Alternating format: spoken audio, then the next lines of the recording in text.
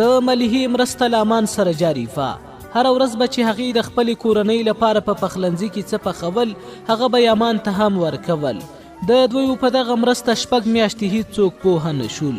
خو یوه ورځ چې امان د وظیفې غوښتلو غږ وکړ، نو ملیحه ورته راووتله او ورته ویې ویل لږ تم شه، 20 دقیقې وروسته کتغ پخیږي، دلته کښېنه.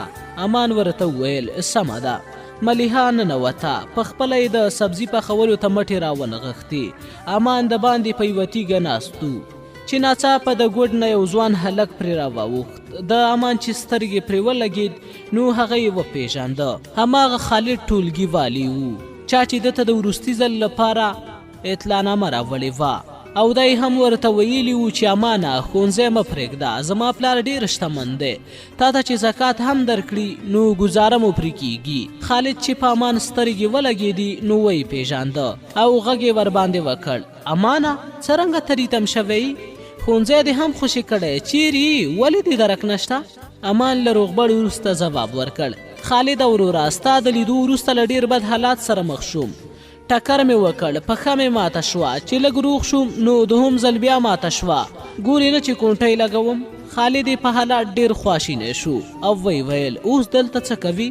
او دغه زموږ کور دی، زه چې ننوځو چای وڅکو. امان ډېر ترې وشرمېد، رنګ یې زیړ شو او زړه یې ټکان پیل کړ. هڅه یې کوله چې د وظیفې ټولول له خپل ټولګیوال څخه پټ کړي، تر څو هغه ته کم رانشي. خالد ته یې ویل دلته مې دمه کوله، پښې مې لږ درد کاوه، د چای وخت نه دی، بیا به بل وخت ګورو، زه اوس ځم. خالد چې هر څومره ورته ټینګار وکړ، خو امان ونه منله. خدای پاماني واخیسته او حرکت یې وکړ. خالد ډېره شیبه په هغه ځای ولاړو او د امان په بد حالات یې فکر کاوه. په ټولګي کې د هغه استعداد سترګو ته کېده او د اوسني حالات په لیدو یې په سترګو کې اوښکې راغلې او په همدې حالات کې د کور پر لور روان شو. په دروازه کې ملیحه ورسره مخامخ شوه.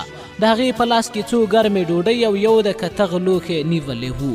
خالد سترګې پاکې کړې او له ملیحه څخه یې وپوښتل دا چیرې وړي؟ ملیحه د خالد په غږ ورخطا شوه، رنګ یې زیړ وتښتېد. په داسې حال کې چې زړه یې درزېده، په پرې اواز یې ویل وروره خیرات مې منلی و، ما ویل بهر که څوک وي ور به یې کړم. خالد ویل ښه دې کړي خورې، صدقې ډېرې ورکوئ، هسې هم دنیا پاتې ده، دا دومره شته به زموږ په کوم درد وخوري. صدقه د بلاو او آفتونو مخنیوی کوي.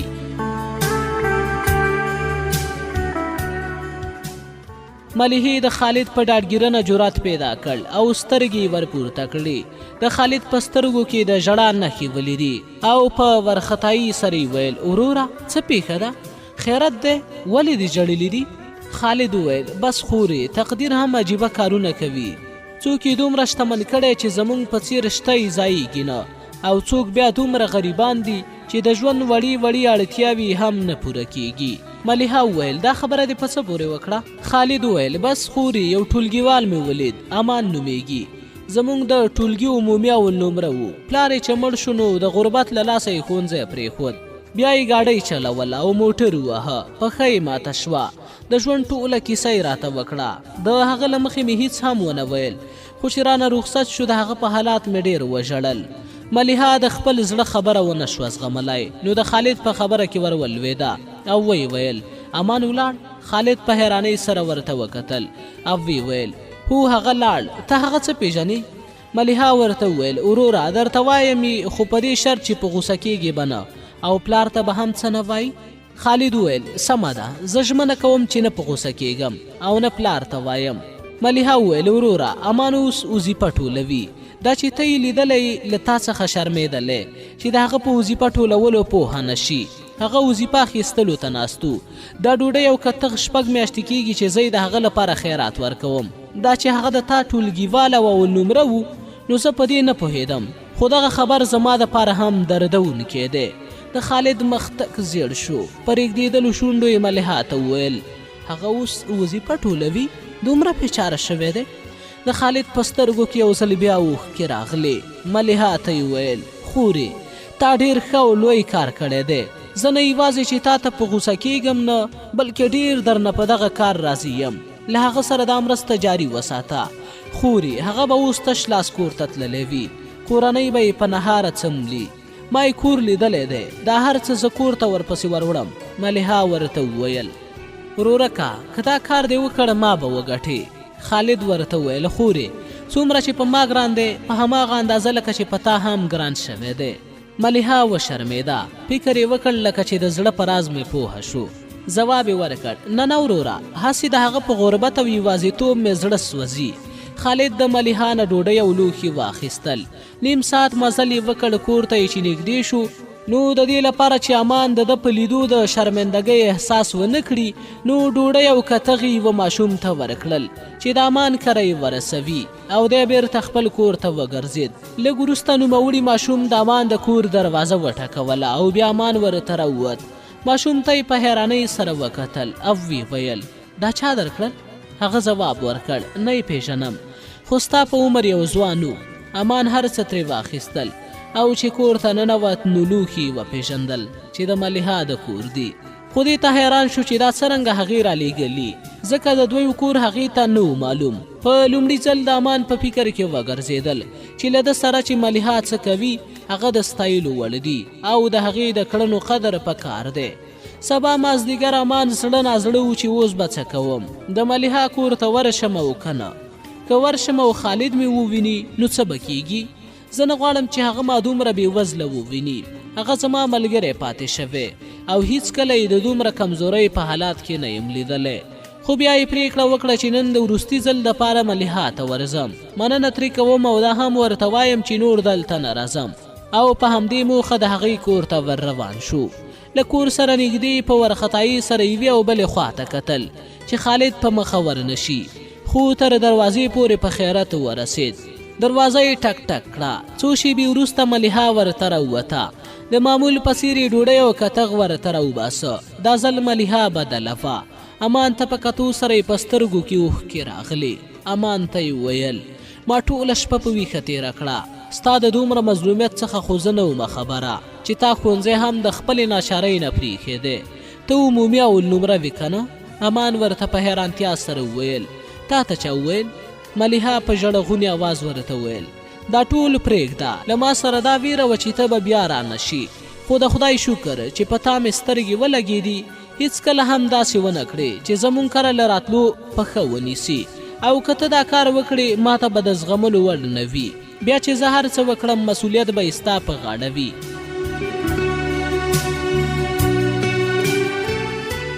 امان ځواب ورکړ ملیحه زه نن یوازې د دې لپاره راغلی یم چې د وروستي ځل لپاره له تا نه خدای پاماني واخلم. بیا ځکه نه راځم چې ستاسې په کور کې د خالد په نوم یو هلک زما دوست دی. که هغه مې داسې په بد حالات کې وویني زه ډېر خجالت کېږم. خدای به مې بله وسیله وکړي. ملیحه خبرې ورپرې کړې او له ژړا ډکې سترګې ورپورته کړې. امانه که ما نور څه نه وي در سره کړي خیر دی، وچه ډوډۍ خو به مې په ډېر اخلاص درته راباسلې وي.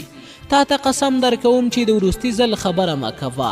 که ته داسې وکړې او نور خپل راتګ بند کړي نو نن ورځ به په دې نړۍ کې هم زما وروستی ورځ وي. امان د هغې خبرو وارخطا کړ. نه دا ته څه وایي؟ داسې ونه کړې، زه راځم خو د خالد نه ډېر شرمېږم. ملیحه وویل امانه خالد زما ورور دی، هغه اوس پوهه شوی دی چې ته وظیفه ټولوي. هغه ستا دپاره په پناه مخ کې ډېرې اوښکې توی کړي. اول خو زه هم ترې وېرېدم، خو وروسته مې چې د تا نه یادونه ورته وکړه ډېر خفه شو. ما ته یې وویل چې له هغه سره مرسته جاري وساته. خالد چې ستا په اړه پوهه شو چې تش لاس تللی نو له تا نه پاتې ډوډۍ هغه ستاسې کور ته دروړه. دلته یې ما ته وویل چې ما په امان ځان ونه لیده ځکه چې امان به د کمی احساس وکړي. امان د دوی دواړو په مخلصوالي ډېر خوښ شو. ورته وی ویل تاسو دواړو خو بې جوړې یاستئ، زه مو له احسانه دومره بار کړم چې اوچت کېدای نشم. ملیحه ورته له خوښۍ وخندل.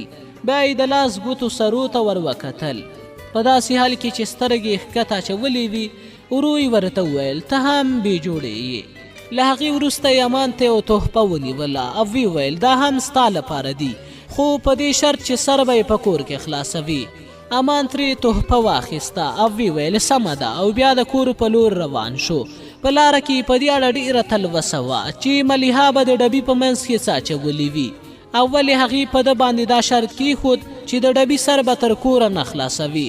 هغه په دې تلوسه او سوچونو کې کور ته ورسید. لا ناس نه و چې د ډبي سر یې خلاص کړ. پر سر باندې یو لیک پروت و. د هغې لاندې په یوه توره کڅوړه کې نور هم د اوسپنې څه شیان پراته وو. لومړی لیک راواخیست، خلاص یې کړ. په لیک کې کښل شوي وو: امانه، هیڅکله هم په دې مایوسه نشي چې ته غریب یې. غریبي عیب نه ده. ژوند همدې ته وایي چې ژوند کوونکی پکې د ترخو او خوږو څکه کوي.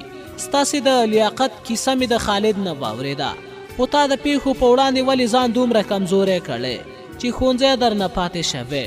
په دغه ډبي کې زما د سرو زرو امیل او د طلا ګوتې دي.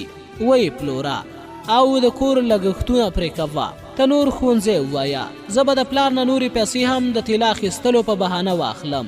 په هغې ډېره ګرانه یم، ما ته پیسې راکوي چې نوره طلا واخلم، هغه به هم درکړم. د تا به پرې تر یو وخته ګزاره وشي. زه هم د ښوونځي په 12م ټولګي کې یم. ستاسې د ښوونځي پرېښودلو درد زه ډېر ښه احساسولی شم، او دا هم احساسوم چې په تا به څه تیر شوي وي.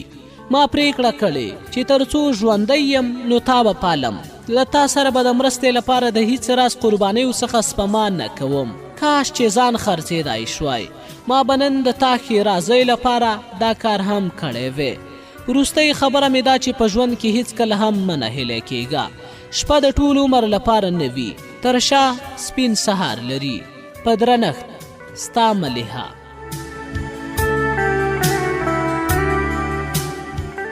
یادونه: هیله ده چې زما د لیک راز به در سره وساتي.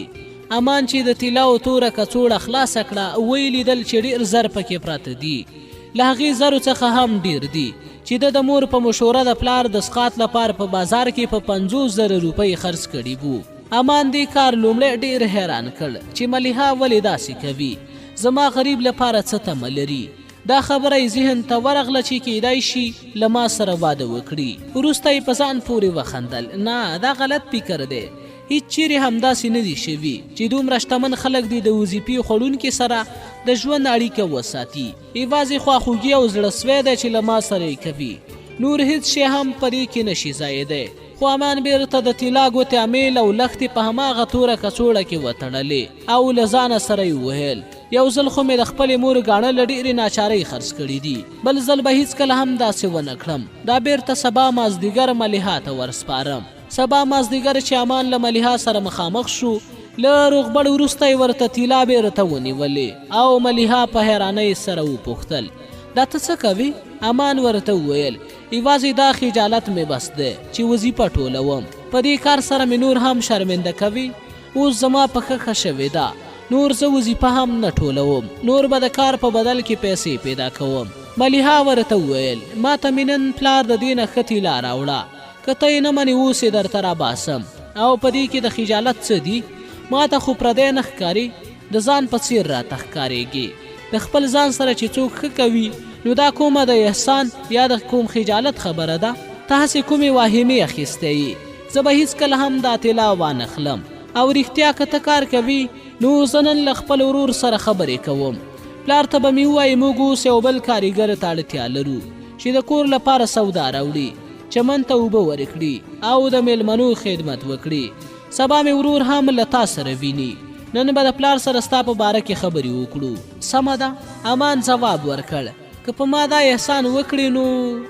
ملیحه یې خبره ونیوه او ویې ویل: که دا کار مې وکړ، ژمنه را سره وکړه چې یوه خبره به مې منې، د هغې څخه به انکار نه کوي.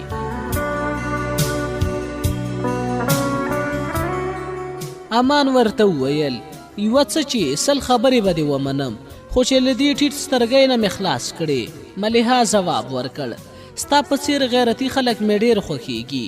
امان وویل: توصیف پرېږده، خبره دې ووایه. ملیحه ورته وویل: کیدای شي زما خبره څه وخت وغواړي.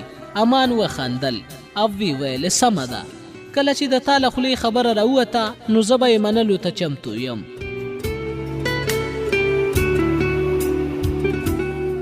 امان د کور په لاره حرکت وکړ. د ملیحه خبرې په ذهن کې تاو راتاو کړې، خو هیڅ یې هم ترې بود نه کړل. د هغې د خبرو د موخې څرک ورته معلوم نه شو. خو دا هغه مهال و چې امان هم د ملیحه اخلاص درک کړی و او د هغې د احسانمندۍ ځای په زړه کې پیدا شوی و. ناڅاپه یې د ملیحه لخوا طلا ته پام ور واوښت او بیا په دې سوچ کې شو چې اوس په دې طلا کوم کار وکړم.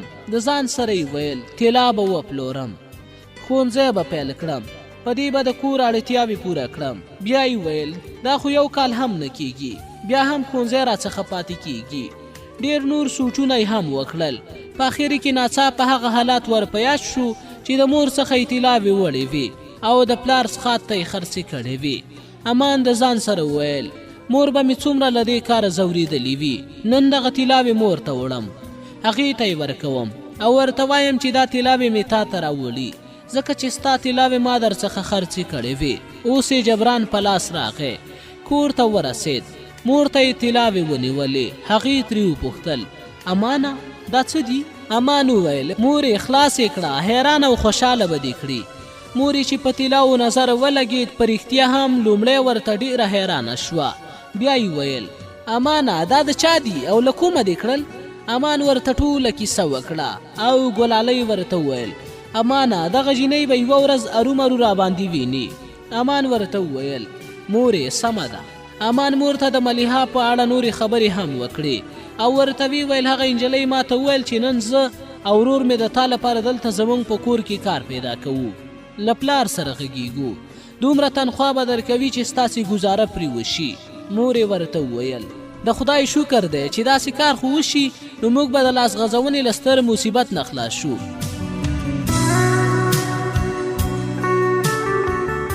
سبا سهار امان د ملیحه د کور په لور وخوځېد. ډېر خوښ و چې کار مې پیدا کیږي او د وظیفې له ټولولو نه خلاصېږم. امان دروازه وټکوله، ملیحه ورته راووتله. په لومړي ځل یې امان ته لاس ور وغځاوه، په لاس یې ستړي مشي ورسره وکړه. ورته ویل امانه ډېره خوښه یم، نور به ته دلته زموږ په کور کې کار کوي.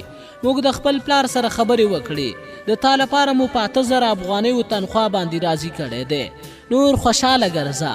امان له ډېرې خوښۍ د ملیحه سره په ټوکو پیل وکړ. د مزدور سړي به څه خوشحالي وي چې زه هم خوشحاله وګرځم. ملیحه فکر وکړ لکه چې امان اوس هم په یوه مایوسۍ کې دی، زه باید هڅه وکړم چې هغه له ناهیلۍ راوباسم. نو ورته ویل امانه ته به په کور کې د نورو لپاره مزدوري کوي، په دې کور کې به یوه مزدوره د تا هم وي. امان په حیرانۍ ورته وویل هغه به څوک وي؟ ملیحه خپل ټټر ته ګوته ونیوله. زه. امان یې په خبره وخندل. بیا یې ویل حیرانوونکې ده.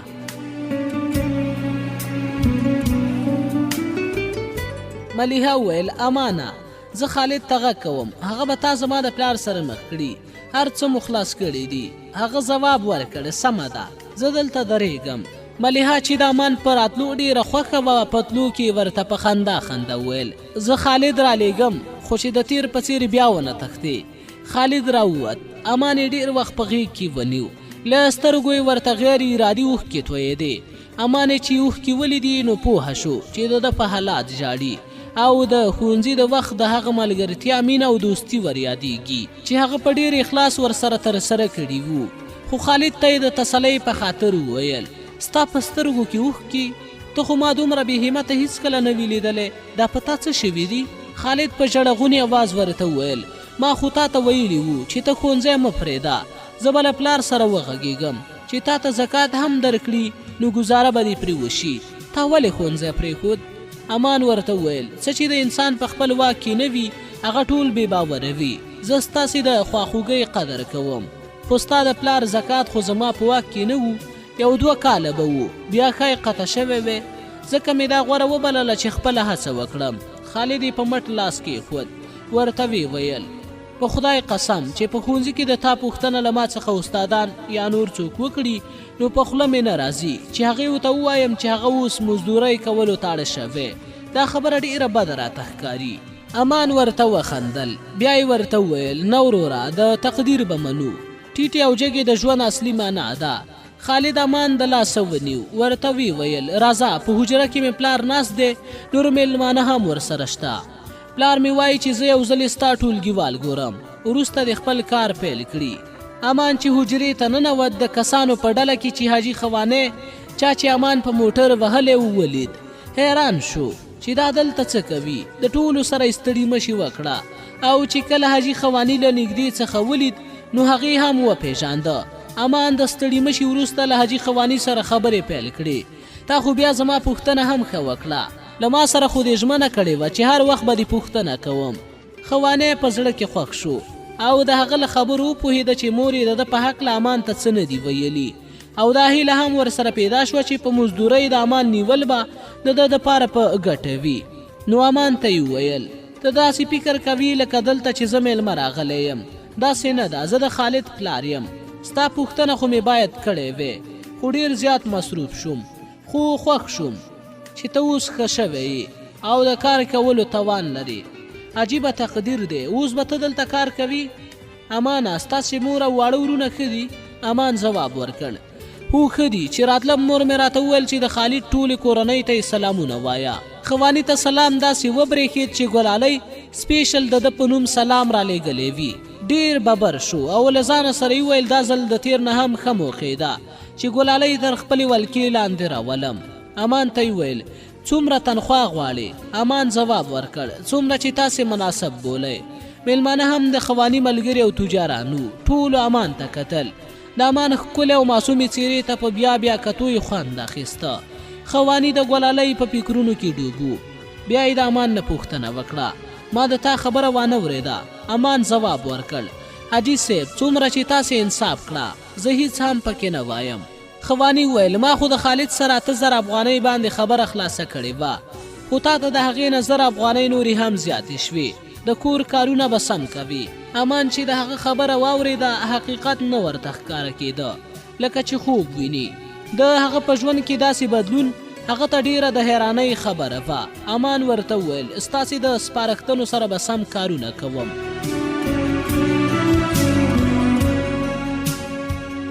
لږه شیبه وروسته خالد امان ته سترګه ووهله، په اشاره یې پوهه کړې چې د باندې بلې کوټې ته له هغه سره ووځي.